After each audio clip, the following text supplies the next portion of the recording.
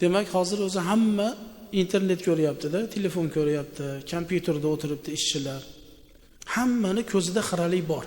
Shu ko'zdagi xiralikni ketkizishlikka sabab bo'luvchi Allohning bitta ismi Ya Basir. Endi imkoniyati bo'lsa, juma kuni jumani sunnati o'qilgandan keyin imom xutbaga chiqib, xutbani o'qigunga qadar 100 ta sanab olsa, avlo ekanda. Agar unday bo'lmasa, qachon imkoniyati bo'lsa, Ya Basir, Ya Basir, Ya Basir deb 100 dona sanab, Allohdan so'rab, Allohumma qawwi basari bi hurmati ismikal Basir. Ey Alloh, ko'zimga quvvat ber.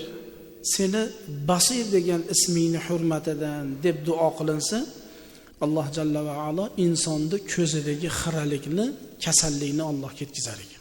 Ya Robbi, hammamizga har ikkala dunyo saodatiga sabab bo'ladigan amali solihlarga o'zing mashg'ul qilgin.